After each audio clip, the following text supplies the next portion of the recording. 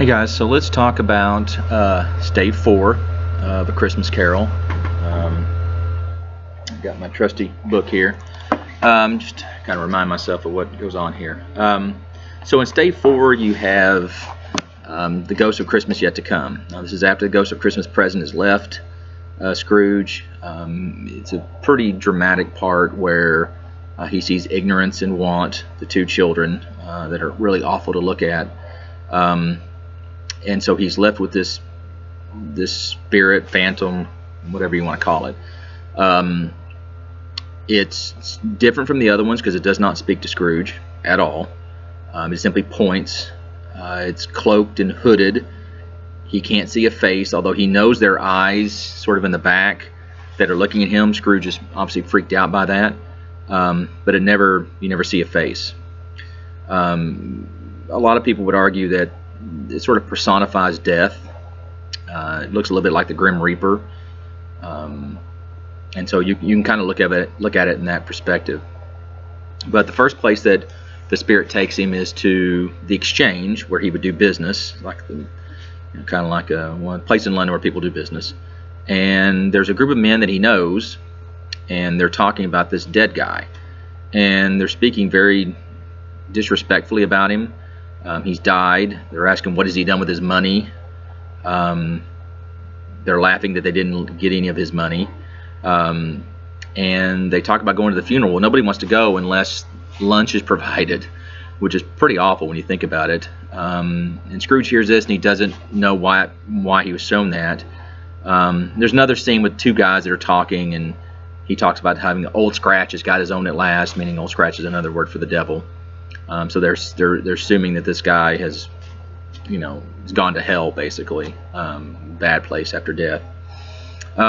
Secondly, or the next scene he sees is let me think for a second about that. So I had to look it up real quick to make sure I was right. The next scene is where he goes to a pawn shop, or what they call a beetling shop, right? And it's in a real bad part of town. It's horrible. It's foul. There's all kinds of crime and misery, and it's not a very nice part of town, of London. And in here you have a guy named Old Joe, and Old Joe is a pawnbroker, but he deals mainly in probably goods that are probably stolen. So not the best guy in the world here. But you have these three people who come in. You have a charwoman, you have a laundress, and you have the undertaker's man. Now these three people come in carrying things that they've stolen from somebody who was dead. So they all worked for the guy. The two women did, and then of course the undertaker's man deals with the corpse, the dead body. They were notorious for digging gold out of people's teeth and all kinds of things after the funeral was over. So not the best sort of character of people. But the charwoman, they have all these goods, and at the end they have clothing, boots, things like that, some trinkets they took from the house. And the last one, the laundress, I can't remember if it was the laundress or the charwoman. Anyway, the last woman, I think it was the charwoman, she actually stole the bed curtains off the bed, rings and all, with him lying there, right? And then the worst thing she took was the dead guy's shirt. I mean, she took he was dressed in his nicest shirt for his burial, and she took it off, which is crazy, right? She put another less nice shirt on him, an inferior shirt. And it just goes to show the absolute disrespect that these people have for this dead man, that there was nobody to look after him, and when he was struck with death, right? And it's really disgusting. It's horrible.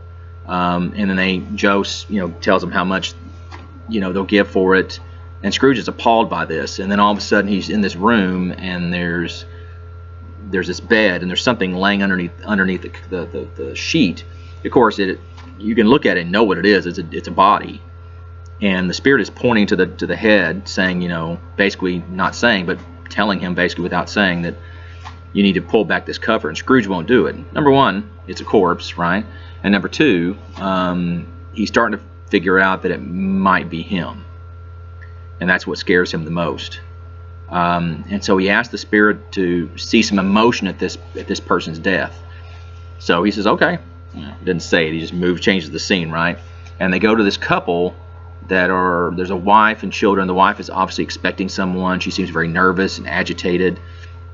The husband comes in. She asks if the news is good or bad. He says bad, and she says, well, we're ruined. He says, no, there's hope. These people owed money to this dead man, right? And if they couldn't pay it, they would be thrown in debtor's prison. We talked about earlier. And but because he's dead, they'll have more time to find the money to be able to pay back the debt. The debt doesn't just disappear, guys. The debt will be transferred to somebody else, right? But they said we also won't find so merciless a creditor and his successor, meaning we won't find somebody as bad as this guy that we to owe money to. So, but we'll have the money, so we'll be okay. So the first reaction at this man's death was one of happiness that he was dead. And Scrooge, of course, is appalled by that because he's like, are you kidding me? So we have to see some tenderness associated with the death. And that's when they take him to the Cratchit house. It's far different than it was from the first time. So there's happy Cratchit, and now there's sad Cratchit. And you kind of find out that Tim has died. It's very somber, very sad. The Mrs. Cratchit and the girls are sewing Tiny Tim's funeral clothing. And again, it's just a very sad scene. Tim was a big part of their family, and there's nothing they could do to save him because they didn't have money to go to a doctor. When Bob comes in, they all try to, they're all very nice to him, and he's overcome. He's having a real hard time with this, and he goes upstairs, and Scrooge sees him go upstairs and sit with the body of Tim, who's still lying in a bed in the upper room. And then he comes back down, and he's better. And then he actually talks about running into Scrooge's nephew Fred, who notices that he's feeling a little down, and asks him what's wrong, which is a little, doesn't happen very often, guys, because the British people tend to be a little, they don't share their emotions like that openly. They're a little stiff. And even in those days in Victorian England, you didn't do that, especially from one class to another. So because Bob is a working class guy, while Fred is a gentleman, which means he has money and property and probably runs his own business. But Fred is such a nice guy, so it shouldn't shock us that he does this, but he gives him a calling card and says if he can ever help the Cratchits to come and see him. And Bob says it wasn't that he could do anything for us other than just his nice manner. It seemed like he felt with us and grieved with us. And then it's also mentioned that Fred will probably offer Peter, the oldest boy, an apprenticeship, which is a big deal for the family too. So Scrooge is really upset by this. He thought Tim might survive. The spirit takes him away from that because he's so distraught. He actually sees his office window so he runs to that, and he's not in there. It's somebody else in there. All the furniture's changed. He doesn't recognize it. And the whole time the spirit's pointing in another direction. So they go and they end up in a churchyard. And of course, this is the famous scene where Scrooge sees his name on a tombstone. He asks the spirit if these are the shadows of things that will be or that may be only.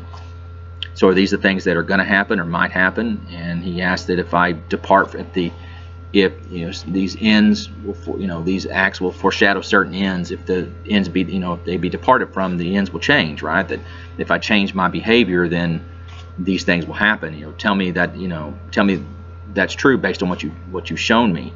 Because why would you show me this if I'm past all hope? If there's no hope for me, then why are you showing me all this? So Scrooge starts to figure out that I've got to make some changes. And he does see his name on the tombstone. He's like, no, I'm not that man. Am I the man that lay upon that bed? He says, no, I will live in the past, the present, and the future. The spirits of all three shall strive within me. I will not shut out the lessons that they teach. He asks that he can sponge away the writing on the stone. And in the end, he grabs onto the hand of the spirit, and then he wakes up and he's holding onto a bedpost at his house. So Scrooge sees some pretty terrible things. And this is each ghost. There's poignant moments with each spirit, each ghost, but this one really is kind of the hammer blow that just shows him this is what's going to happen if you continue down this path. And credit to Scrooge, he decides to make a change. There, you say, well, heck, if I knew that, I would be better. Well, yes and no. I think some people, they were like, well, all right, Okay, I'll just keep living my life the way I want to. But give credit to Scrooge. He makes some changes, and we see that in the next chapter. So that is Stave 4, The Last of the Spirits.